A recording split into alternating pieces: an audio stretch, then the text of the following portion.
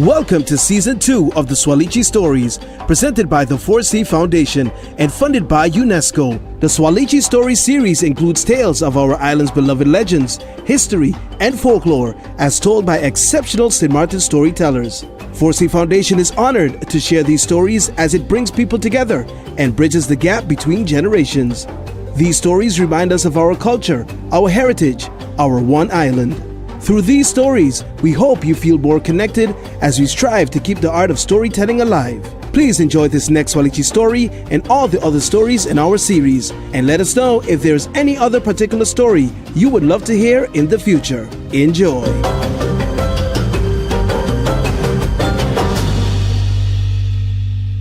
The Caribbean sun peeked through the wooden stands in the Simpson Bay market. And like many Friday mornings, people mingled, ate, played dominoes, and conducted business.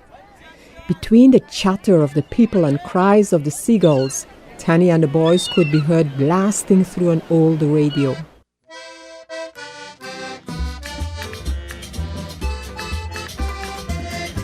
Simpson Bay Market and Marigo Waterfront are the spots to sell the daily catch on the tiny Caribbean island of St. Maarten. Local fishermen are known to brave the surrounding seas through all kinds of weather. Fernando, or Nando as many referred to him, was a young boy of 7. He wiggled his hips to the melodious mix of cuarto, accordion, and marimba. He looked smart in his crisp baby blue polo shirt and dark blue shorts. Nando loved it whenever he and his dad, Kalani, one of the local fishermen, stopped by the fish market on Fridays. Kalani, why you never bring the snapper when I need them? You're either too late after I done buy up from the big boats, or you just never have, a big belly man said. Nando knew his dad was no boss man. A boss man was who the town referred to when someone has extreme wealth and knowledge. Kalani was far from this, but to Nando, his father was his superhero. Kalani was a lowly fisher without a crew or even a decent boat. He relied on an old fishing pole handed down to him after many generations. And unlike the fishermen that came before him, Kalani had no luck though. The fishing pole was made from the bark of an old tamarind tree, held together by tape and rope after years of wear and tear. The hook was rusty and dull, and fish would barely stay on once they bit the tiny pieces of bait he had at the end of it. Nevertheless, he caught enough to keep his family fed and sold the little grunts he managed to reel in to Mr. Leroy, the only person who would buy Kalani's catch. Relax, Leroy, ain't that serious? I'm going to check you next Friday. I'm going to have something good for sure, Kalani said in his cheerfully relaxed Sint Maarten drawl. Kalani put Nando on his shoulders as they walked through the maze of people and stands. The village started to get busy as the early morning boats started to dock with their catches of lobsters and conchs. A large group of people gathered and blocked the exit. Stretching his neck over his father's wide-brimmed straw hat, Nando saw Bossman Lejwe, a popular local businessman, speaking to Miss Sarah Williams, a prominent and beloved local politician. Now, Miss Sarah, who say you could cut a line and hold up the scene? Bossman Lejwe asked with a wink and a smile. Miss Sarah looked even more beautiful while laughing off Bossman Lejwe's teasing comments. Us Williams have been in Simpson Bay for generations. You know I will go to all lengths to get a good Friday fry fish. Then she turned to the crowd. Chef Francis say my fish done ready, so no need to wait much longer. Don't stress he, Miss Sarah. Go on, get your fish. The only time a Lejwe comes before Williams is in the registry by St. Rose Hospital, an onlooker shouted. The Williams them have deep roots in we community, another exclaimed. There was always some commotion at the fish market. Nando loved the drama. His father wasn't the best fisherman, but he was a great cook. Nando dreamed of the day his father could open his own restaurant, just like Chef Francis. But Nando was snapped from his daydream to see his father speaking to Miss Sarah. "Miss Williams, I can share you my catch if you don't want to hold up the line." Kalani held up his bucket of tiny raw fish. "Oh, that's very kind of you, but I'm here for my usual fried fish from the chef. He always have big snappers, yellowtails, old wife crabs and lobsters ready for me." Nando hung his head in shame. Kalani did the same. "I can cook up these real good for you and bring it up for lunch," he replied weakly. "But Kalani, not you trying to sell we good politicians some tiny raw fish and cook them up too?" shouted Leroy from his stand. "You got to be foolish." The crowd laughed. Kalani grinned to cover his embarrassment, and he took Nando off his shoulders, grabbed his hand, and the two continued on their journey. In the distance, Bossman Lejwe redirected the conversation. "Y'all hurry get Miss Sarah she fish.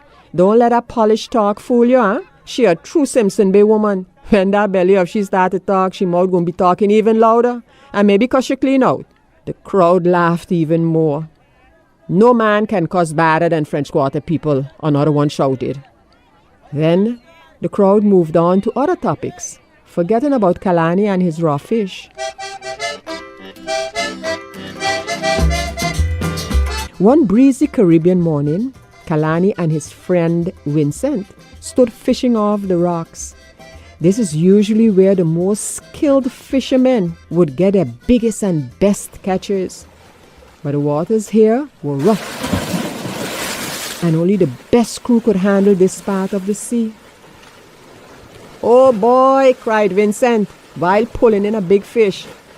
Kalani dropped his rod to help. A large snapper popped out of the sea and flew over their heads. "I will never catch fish like the ones you catch, Vincent, with this old pole I have here," Kalani mentioned. Vincent laughed as he wrestled with the fish, finally getting it into his pail. "I gonna call this catch here Franklin. I gonna make him into a nice fish too," Vincent said jokingly. "I keep telling you to throw away that old fishing pole, but you don't listen." "I can't get rid of this," Kalani replied. "This was given to me by my father, who got it from his father, and who got it from his father, and who got it from his—" "Hey!" shouted Bossman Lejwe, who was looking up at them from where he stood. "What y'all two quarreling about?" "Well, let me go before Franklin make me change my mind about cooking he," Vincent said as he jumped down from the rocks. "But where you gonna leave me so?" Kalani asked. "Boy, you see a rickety pole? Only the good Lord knows if and when you gonna catch something. I ain't want Franklin to spoil in the sun while waiting on you." Kalani made his way down from the rocks to the sandy shore with his pole and bucket empty besides the scrawny worms he managed to gather up to fish with to join Bossman Lejwe. "I see you coming down empty-handed once again," Bossman crackled. "When you going to start taking this thing serious and become your own boss like me?" "Ah, Mr. Lejwe, I good just how I be. It's just to keep my family fed and save up to open my own restaurant." Bossman Lejwe laughed. "At this speed, donkeys will start to ride bicycle before you open your own business, son." All Kalani could do was offer a weak smile. "Why waste your days? See, if you had a good rod, better bait, and a nice boat, you could spend your mornings just chilling on the beach and be rich like me. You could hire your own chefs. Maybe even Chef Francis could come work for you." Kalani was intrigued. He set his bucket and pole on the rocky ledge. He took off his wide-brimmed hat and wiped the perspiration from his forehead using his sleeve. "So, you're saying if I get a rod and some bait and a boat, I could spend my mornings just relaxing on the beach and be rich like you?" He thought back to Nando, his son, who was embarrassed a few weeks ago during his encounter with Miss Sarah. "But of course," Mr. Lejwe exclaimed. "But I don't have any money for them things, Bossman Lejwe," Nando said wearily. "Don't worry about that. I'll give you those things on credit. Once you get your catch and sell down by the market, you can pay me, plus you'll have to give me the biggest fish of your catch for that day." It was too good a deal to refuse. With a smile and a shake, Kalani agreed to rent the new rod, bait and boat on credit from bossman Lejwe. Kalani rushed home to tell his wife, Nando and his good friend Vincent about the deal he had made. First thing in the morning, we're going to catch some money and make some fish, Kalani said excitedly. Everyone watched him puzzled. You got big lad frightened? Vincent chuckled. You mean catch some fish and make some money?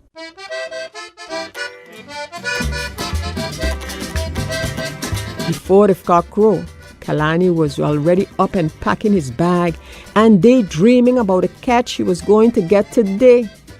Nando joined him with sleep still in his eyes, and Vincent loaded the boat. They set out into the wide sea and casted out their poles. Bossman had given Kalani a new polished red pole made from the finest bark that could only be found on nearby islands. The hook was big, sharp and shiny. The bait was as big as the mongoose and ground lizard that scurried in the distance on the shore as the sun began to rise.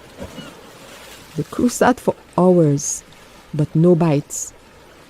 The 8 o'clock sun was now overhead and beating down on them. Just when they were about to give up, bossman Lejwe rowed up next to them in his boat. With all that new equipment I gave you, you still can't catch nothing, Kalani? Looks like you even can't catch a coal if I throw it at you, he smirked. We're just bad lucky, sir, Kalani replied. I think we need to go by the rocks, Kalani. That's where the fishes hide out. I'm coming with you, bossman said. I need to make sure my money you have to give me is secured. Bossman dropped his anchor and climbed into Kalani's boat. Mr. Lejwe wasn't a tiny man, and he rocked them back and forth, almost knocking Nando overboard. As the boat settled, the crew made their way towards the rocks and set out their lines. Still nothing. You need to go closer to the rocks, bossman Lejwe shouted. But we can't, Vincent said nervously. There's a lot of coral there and it could damage the boat. Listen, I need to make sure I get my money for this boat, bait and pole I sell to Kalani. And the only way this can happen is he catch some fish and sell, Mr. Lejwe said, now becoming angry. They pulled up their lines and Vincent rowed closer to the rocky ledge. We need to get even closer, bossman screamed as he now started turning red. I want my money and the big fish Kalani promised me. Before Kalani and Vincent could reply, bossman Lejwe grabbed the oars and started paddling towards the rocks. As they got closer, the water became rougher due to the currents, but bossman was determined to get his money back. The closer they got, the more the boat rocked. Kalani and Vincent watched nervously, and Nando put his hands over his eyes as he became scared. A wave hit the boat, sending the bait of fat worms all over them. The strong current pulled one way while Mr. Lejwe determinedly rowed the other way. Look out! Vincent shouted as the boat hit a piece of sharp coral that was sticking out of the water. But it was too late. It ripped a hole into the bottom of the boat and it started to take on water. Look what you've done, Kalani! Screamed bossman Lejwe. Save me now! Bossman now started to panic and frantically waved his hands, knocking over the new shiny pole into the rough water. Kalani didn't know what to do. Water was coming on board fast and he needed to save bossman, his friend Vincent and himself. But most importantly, his son Nando, who had started to cry at this point. Think, Kalani, think, he thought to himself. In a panic, bossman Lejwe stuck his finger in the hole, but quickly pulled it out as a huge fish bit it, thinking it was a fat, juicy worm. Just then, Kalani had a bright idea. He took up his bag that he brought to the trip and pulled out his old fishing pole. What are you planning to do with that old thing now? Bossman asked. Kalani broke it in half, then took the thick end of the pole and slammed it into the hole. Perfect fit! The water had stopped coming in, and Vincent took the empty bait bucket and started to throw the water over. Kalani then grabbed the other end and took off the fishing line with the old rusty hook. He swung it into the air and cast it downwards where Bossman Legeray's boat was. Kalani just managed to hook it to Mr. Legeray's anchor and started to pull them away from the rocks. Kalani pulled and pulled while Vincent paddled them towards calmer waters. Exhausted, they finally made it to Bossman's boat. "You saved me," Bossman Legeray exclaimed. "Thank you." They made their way back to the shore, empty-handed but grateful to be alive. "I am so sorry about the bait, the pole and the boat, Mr. Bossman," Kalani said with his head bowed low. "I will find a way to pay you back." "Pay me back? There's no need for that, Kalani. You saved our lives. When I thought that pole was no good, you showed me how useful it was. No money owed could ever amount to what you did for us back there. Consider your debt to me paid in full," Bossman Legeray replied thankfully. They walked back to the Simpson Bay village, and news had already gotten around to the heroic and brave act that Kalani performed. The other fishermen raised Kalani into the air and praised him. Nando smiled as he always knew his father was a hero. Miss Sarah Williams heard the good news as well. She gave Kalani a piece of land, and Mr. Bossman pitched in some money and built Kalani his own restaurant, with Vincent being the head fisherman and Chef Francis cooking along Kalani. As for the old pole, old things are better than new things because they have many stories within them.